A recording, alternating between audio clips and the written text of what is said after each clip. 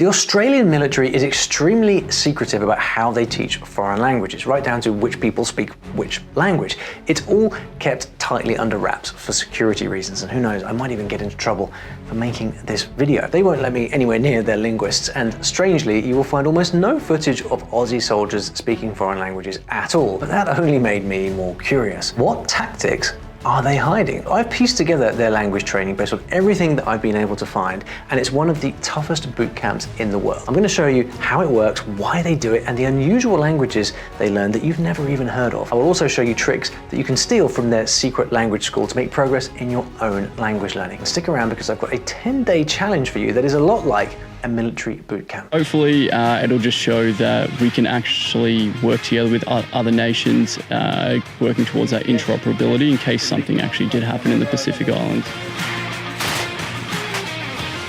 Most people never think about this, but Australia isn't just sitting all by itself in the sea. It's part of the enormous Indo-Pacific. Hundreds of islands, dozens of neighbours, thousands of languages. And when something goes wrong down there, well, the Australian Defence Force is often first on the scene. Now, if you don't know the neighbourhood, that's fine. Here's the map. There is Papua New Guinea, where they speak Tok Pisin and about 840 other languages. There's Timor-Leste. There's Vanuatu.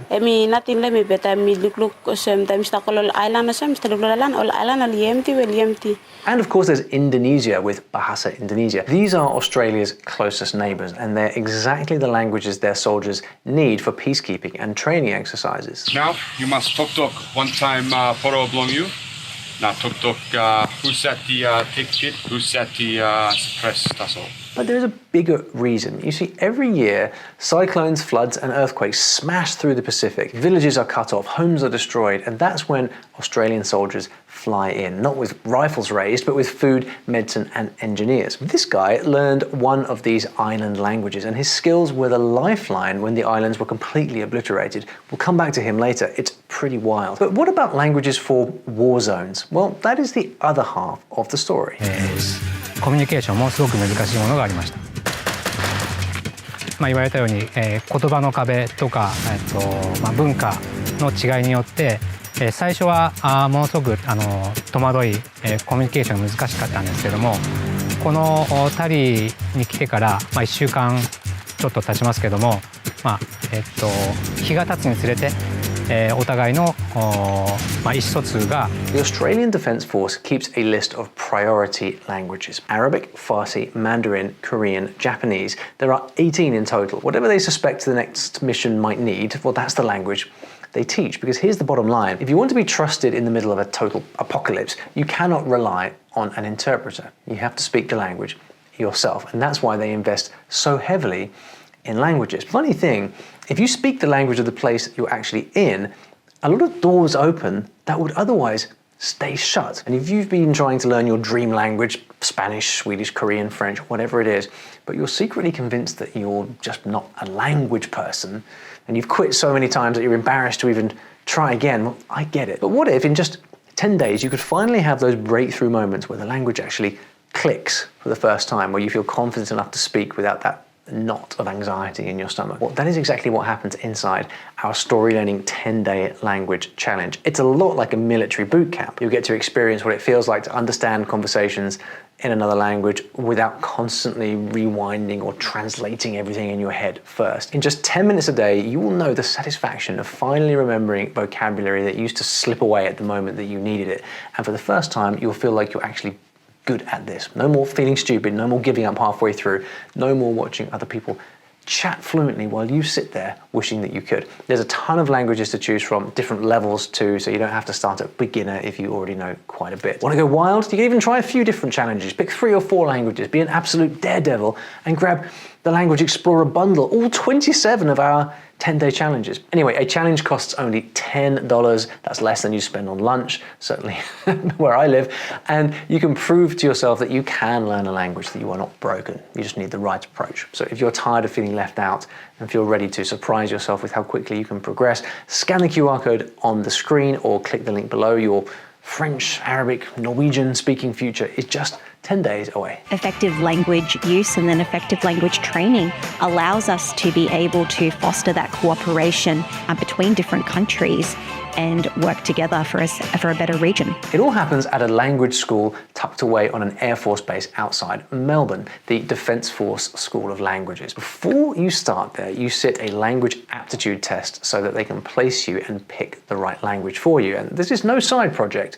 They have more than 1,100 trained linguists on their books. Half of them are Army, the rest Navy and Air Force, enough to make language a serious weapon. I was surprised to see how tiny the classes are. 3 or 4 students, maybe a dozen at most. So there's no hiding in the back. And the rule is, once you're inside, well, rank disappears. A private might be sitting next to a colonel. Nobody cares. You're all just language rookies starting from scratch. They can take someone who's never spoken a word before and within months have them speaking something useful if all hell breaks loose. Now, sometimes it's a Pacific language, Tok Pisin, for example.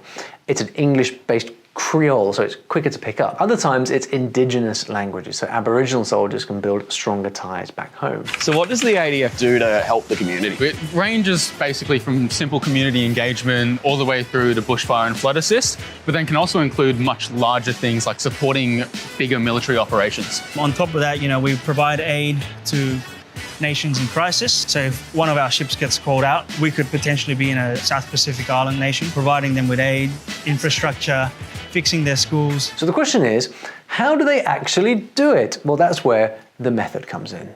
First of all, you can forget about the gentle, let's learn a few new words today kind of course. This is a boot camp for your brain. Roughly a year of training split into 3 phases. And from the moment you step inside, there ain't no English allowed. The first 15 weeks are pure survival mode. How to greet someone, check the weather, ask directions, or tell the medic my mate's allergic to peanuts before he keels over. Every Monday, you get a new pile of words, about 30 of them. You drill them, you listen, you repeat over and over. There's a huge emphasis on listening, not just knowing the word, but recognizing it at full speed, especially in beast level languages like Arabic or Japanese. You'll hear it in recordings, you'll build sentences and wrestle with the sounds until they stick. If they gave you a language with a brand new script like Mandarin, well, you are straight into learning characters as well.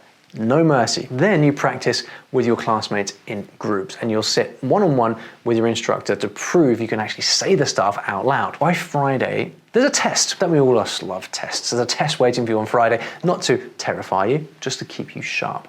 You're exposed constantly, and that's exactly how you learn. I read a thread on Reddit from soldiers who said the best prep, well, it ain't Duolingo, it's brushing up on your English grammar. Because if you don't know how sentences work in your own language, good luck trying to build them in Vietnamese. Next is the crash course in soldier speak. It's only 3 weeks long, but it's brutal. In this, you're learning the serious stuff. This is ranks, equipment, radio commands, how to shout, one of my personal favorite phrases. Bravo 3 reports F-88 ammo status over. I use that one a lot because it's absolutely no use if you're good at ordering coffee in a Starbucks, but you freeze up when someone is asking you what the enemy's up to. It's intense, it's specific, and by the end, you've got the vocabulary to actually operate in uniform. Now comes the make or break part. Immersion. Just like with regular language learning, it's the only way. So sometimes they'll ship you straight to a country where the language is spoken. Total plunge into the culture. But if they can't send you abroad for whatever reason, they'll bring the chaos to you. Native speakers walk into class. They role play situations until your head spins. You interpret under pressure. You prove you can hold your own. And never forget, English is banned. The best way to build skills and understanding about how other nations operate is to actually operate with them. So our ability to learn from others is really important, and that includes from other nations as well. By this point, soldiers already have some serious language weapons in their toolbox, but that's not enough. Things need to get messy or you will never cement the language in your brain. So out go the polished dialogues and in come the news reports, recordings, live radio, interviews, unscripted chatter, and suddenly you're juggling all the ugly stuff that real conversations tend to throw at you. Slang, mumbling, people talking way too fast. The goal? Minimal English, maximum brain stretch. And culture is baked in too. In Indonesia, for example, Aussie soldiers discovered that singing together is a huge part of local life.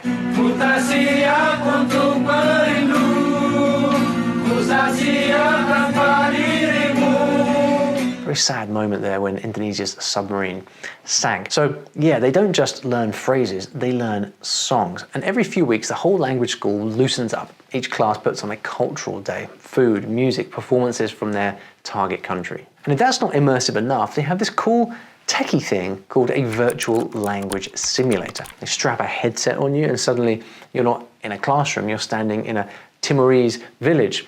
An avatar walks up and starts talking in Tetun. How diak, obrigado.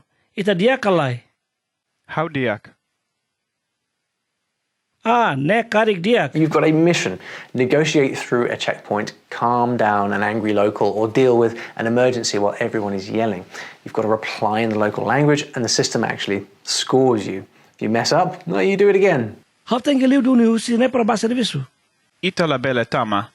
Ita la for orden bahau. It's basically a video game for your brain, training you not to freeze or switch to English. Even with all that training, silly mistakes still happen. One ADF student was learning Vietnamese. She tried to say, I'd like to travel to lots of countries, but instead she proudly declared, I'd like to shower with lots of people. Yep, that's Vietnamese for you. It's a tonal language, and that means the pitch of your voice, whether it rises or falls, changes the meaning completely. I'm gonna guess here, but I bet it was these two words that tripped her up. I've just come out of being a defence attaché, which is the role of providing advice for your military to another military, and I was in Vietnam. And then clearly I'm now here working with the Americans at United States Indo-Pacific Command, and I get to work with such amazing individuals. Well, look at her now. By the end of this phase, the aim is clear, a solid intermediate level, 2+ on their official scale. Enough to walk into a patrol or a disaster zone and actually get somewhere. Which brings us to the night of a monster storm and one soldier who put his language skills to the test. Captain Tim McPhee had studied a language I'd barely heard of before, Bislama. It's the national language of Vanuatu, these tiny islands right here. He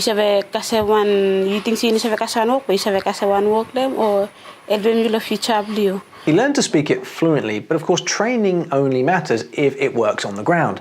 And one day that language was tested. A cyclone of epic proportions tore through Vanuatu. Cyclone Pam. It was horrific, one of the worst Pacific disasters in living memory. Villages flattened, families stranded, the entire communications network was wiped out. No phones, no radio, no way to coordinate relief. The ADF flew in with aid and engineers, but someone still had to explain emergency procedures to the locals face to face. And of course, Tim got the job. He stood in front of the village chiefs and in Bislama laid out how the emergency radio network was going to work, how it would keep people safe, and they listened because he spoke their language. He wasn't just a translator, he was the bridge between chaos and order. That is what language can do. But languages are also for war. This is the military after all. You just cannot talk shop at home. You may get the opportunity to be trained in another language. Traditionally, you'd be looking at either Asian or probably Middle Eastern languages. In Afghanistan, Aussie troops had been trained in Dari.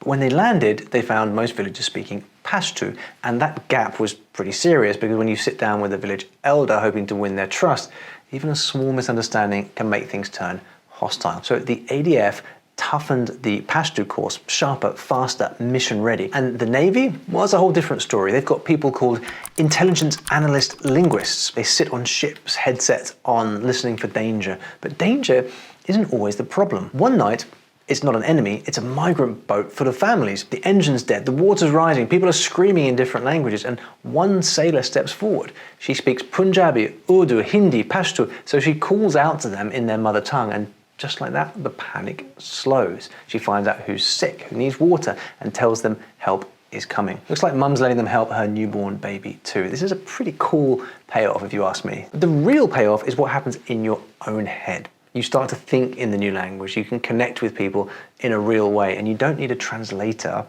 to be trusted. And this is just the ground game.